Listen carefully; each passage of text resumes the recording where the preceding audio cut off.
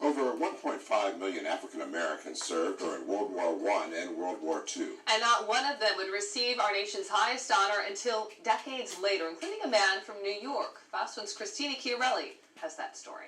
Sergeant Henry Johnson was one of thousands of African Americans serving in World War I. The Albany native was recommended for a Medal of Honor, but would never see it. He died in 1929 from 21 combat-related injuries, jobless and homeless. There was segregation, and we know that segregation then leads to injustice, racism, and that's what we've uncovered here. And that's why now we're setting the record straight. In 1986, Joe DioGuardi, a former New York congressman, began fighting to get Black American war heroes the recognition they deserve, gathering information on Johnson that would be passed on to the Senate. These 2 volumes were submitted by Senator Chuck Schumer to the Army in 2011. Hundreds of pages making a case for Johnson and why he deserved the Medal of Honor. Earlier this month, Johnson finally received our nation's highest military honor posthumously, almost 100 years later. Henry was one of the first Americans to receive France's highest award for valor. But his own nation didn't award him anything. I think people are going to see this as an important case to make for many more Black American soldiers, so that we can finally say we've erased this egregious stain of racial injustice. 9 Black soldiers from around the country serving in both world wars have at last been given the medal, but DioGuardi says many more African Americans deserve the medal, and his work is far from over. In Austin, Christina Chiarelli, FiOS 1 News. Surrounded by veterans, Mount Vernon Mayor Ernie Davis and former Westchester Congressman Joe DioGuardi unveiling a new plaque to honor World War I African-American soldier Sergeant Henry Johnson, a war hero who was denied the nation's highest honor, the Medal of Honor, because of his color. Out of the 1.5 million African Americans who served in World War I and World War II, not one of them was ever given the Medal of Honor. And that's a statistic that Joe DioGuardi just couldn't ignore. Stereotyping doesn't work for anybody. It's unjust. And no matter what your ethnic or racial or you name it, I think America deserves better. Since 1986, DioGuardi has taken on the military to posthumously deliver the Medal of Honor to those who have been denied for decades. He was made aware of the issue in 1986 by Dr. Leroy Ramsey, whose son was here to see his father's dream come true. To see justice prevail after all of these decades, I cannot come up with the words to explain how good that makes me feel. And veterans agree. Unfortunately, it took that much time to get it, but it's finally being done. You know, justice is finally being served. Soldiers who battled for our freedom now being recognized for their service and not by the color of their skin. In Mount Vernon, Tim Cassidy, News 12.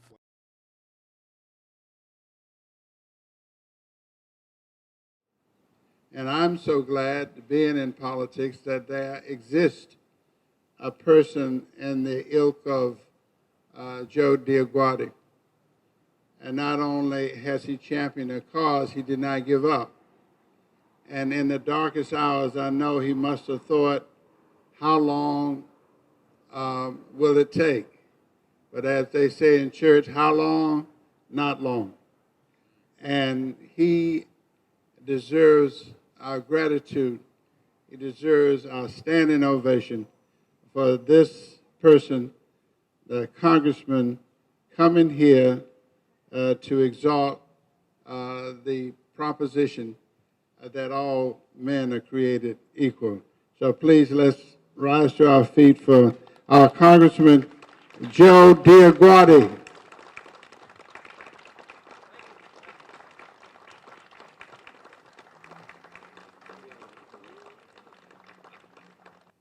Mayor, you know, looking back, that was 1986 when Dr. Leroy Ramsey, your dad, Julia, and your dad, David, came to visit me in my office. And I knew he was connected to Mount Vernon. He knew I was the congressman representing Mount Vernon.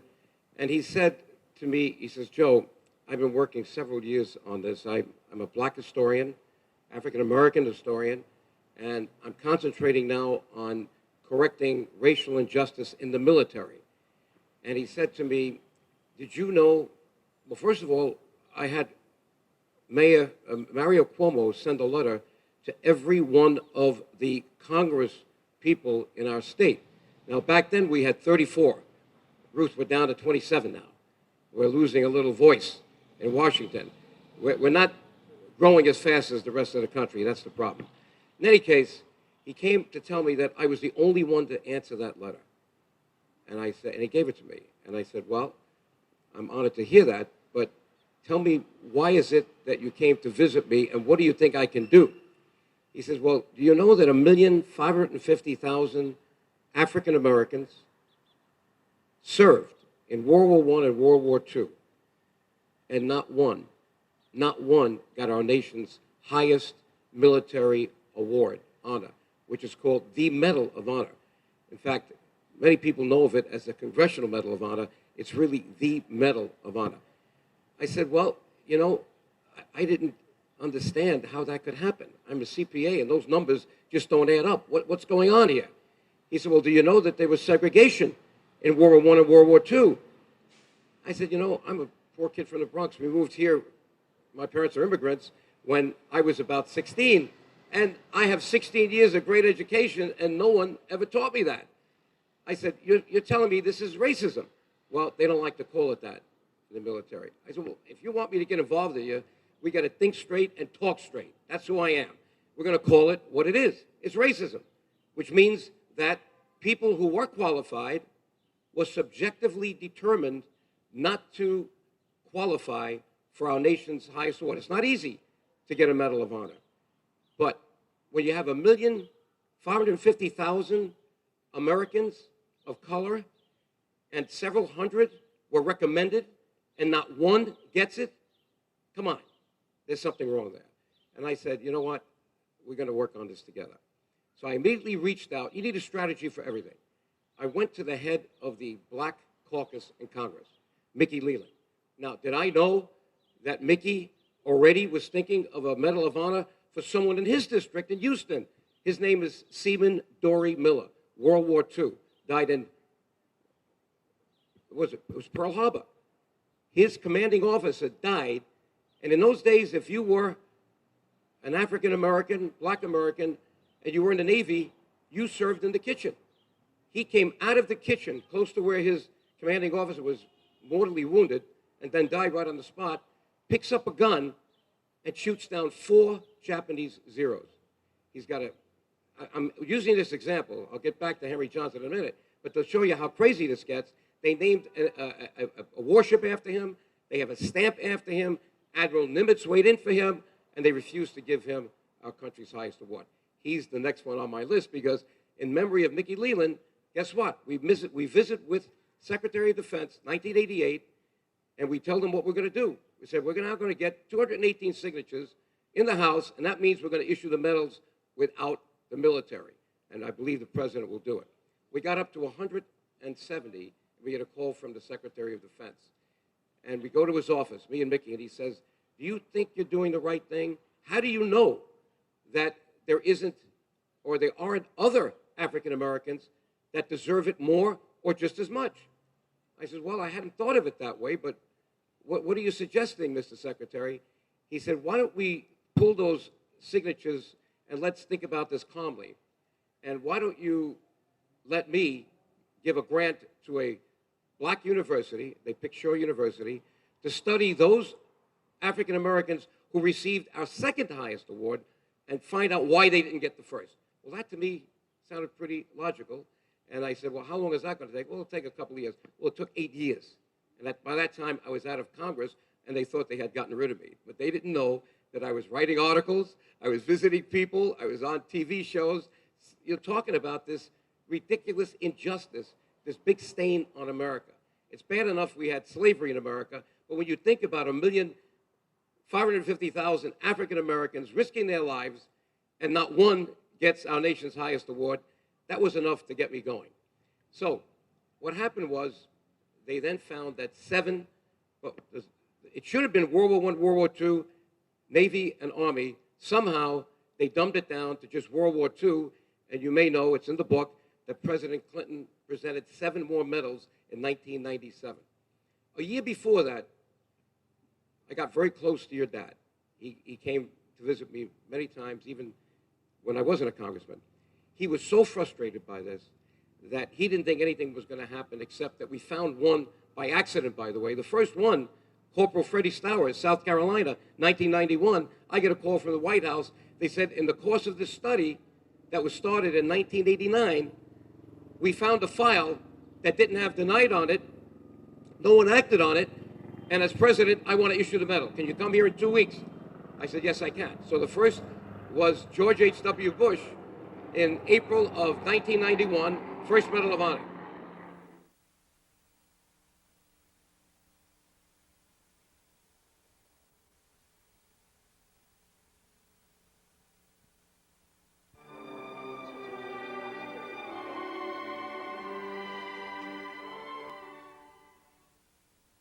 Ladies and gentlemen, the President of the United States and Mrs. Bush.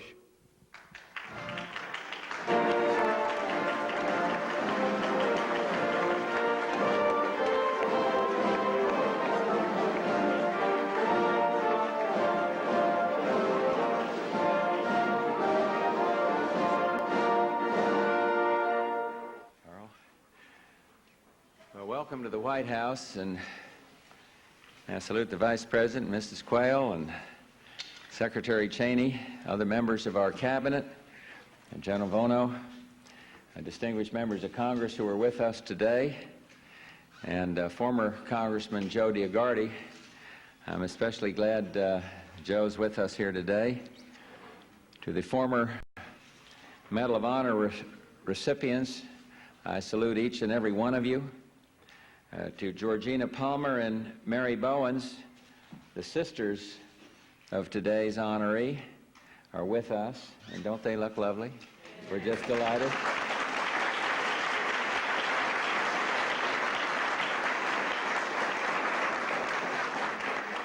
And the honorees, some note of more than trivial passing.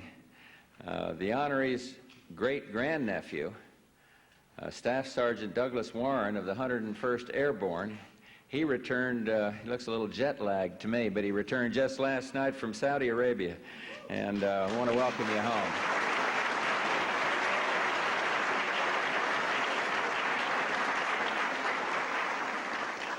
And we also, so to do equal time to the Air Force, why we salute you, Mr. Stowers, also back here. He's at Langley. So it's a lovely day here, and we welcome each and every one of you to the White House. We want to honor a true hero, a man who makes us proud of our heritage as Americans, a man who, in life and death, helped keep America free. I speak of Corporal Freddie Stowers, to whom, posthumously, we present our highest military award for valor, the Medal of Honor. It's an award for bravery and conscience, that compendium we call character. Today, Corporal Freddie Stowers becomes the first black soldier honored with the Medal of Honor from World War I. He sought and helped achieve the triumph of right over wrong. He showed, as this year has proved again, that an inspired human heart can surmount bayonets and barbed wire. 73 years ago, the corporal first was recommended for a Medal of Honor, but his award was not acted upon.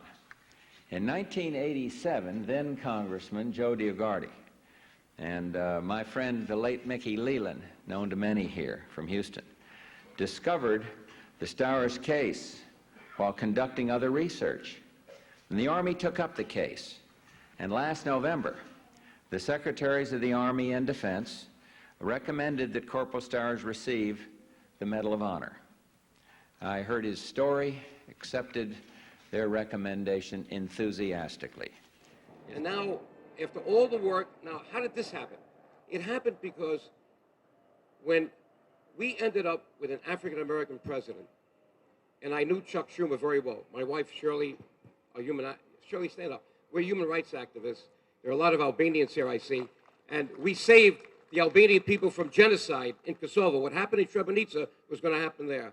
But what I'm saying is we needed to understand the environment that existed at that time. And I then said, once we had an African-American president, let me go to my good friend Chuck Schumer, who works very closely with me and Shirley on that, and say to him, you've got power. You are a senior senator in New York. You have now the power to do something if you go to Barack Obama. He said, well, can't do that. We got to make the case. So I gave him my files, and for 8 years, his staff worked on it and came up with 2 volumes, about 3 or 4 inches thick, and that was submitted in 2011. It took another 4 years for them to decide that a case was finally made and we're going to do it. And that's how we got Sergeant Henry Johnson. Well, who's Henry Johnson? Well, he's a guy that was so brave, and his unit was so brave, that France, in those days, if you had a segregated division, they didn't serve under white generals. They were sent to France to fight in Europe, and they were serving under French generals. Well, they served so well that his entire unit, that part of the 369th that they gave a parade to, and you'll see the picture in my little book on the inside of the front cover, on Fifth Avenue, they were given by France's highest award. It's called the Cross of War, Croix de Guerre. But Sergeant Johnson was so brave, they put a palm leaf on his. That means that's extraordinary bravery, beyond the call of duty. Figuring he's going to get this Fifth Avenue parade, he might then, since he was recommended for the Congressional Medal of Honor, along with others in his unit, he couldn't get it because of segregation and racism. But what did he do? He saved his unit. He was so alert, he heard the bushes rustling, and there was a German platoon marching on his unit, and most of these men were asleep. And one was injured already, his friend Needham. He went out alone with a gun and intimidated 16 Germans. He killed 4 of them. They shot him multiple times. His gun was misplaced in the battle. He had a bolo knife, and he went after them with the knife. And the eyewitnesses said, you didn't see anything like Henry Johnson. He was like a wildcat. He just knew what to do, and he was going to do it even if he died. He saved his buddy, Needham, who gave the account. You need an eyewitness, and it still didn't work back then. But we're doing today, Mayor, what should have been done in 1918 and 1919. The thing that really got me going for Henry Johnson was that he died homeless and penniless on the streets of Washington, D.C., looking for a pension during the Depression. Would you believe that? And they didn't know who he was, and when he died, they buried him in Potter's Field. It took some action before me to get him out and put him in, even before he got the medal, to bury him in Arlington Cemetery. And then they gave him the Purple Heart. And they thought that was all they were going to do, until I discovered Dr. Ramsey, and he inspired me. And when I'm inspired, I get on fire. That's the way my parents raised me. That if there's injustice anywhere, as Martin Luther King said, then we need to change it. With that, I just want to say how happy I am to be here with my friends and family, and you, Mayor. You took the challenge, and thank you so much for your compassion and for praising a Republican today.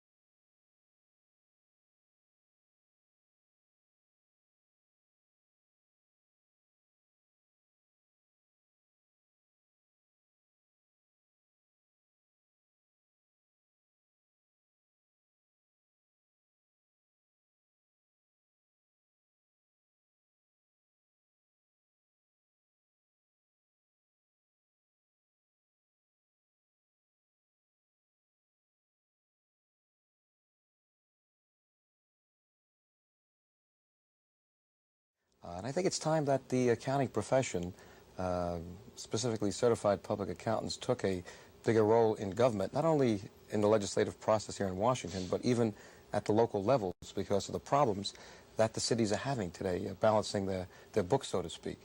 We need more planning, and I think it's right to have CPA stand toe-to-toe with the other professions in this process. Here you are a pharmacist serving in the Congress, and one of the principal areas that you have been interested in, as I understand it, has been the area overall of hunger. That's correct, Les. As you know, we created last year the Select Committee on Hunger, and the Speaker was kind enough to appoint me as chairman of that Select Committee.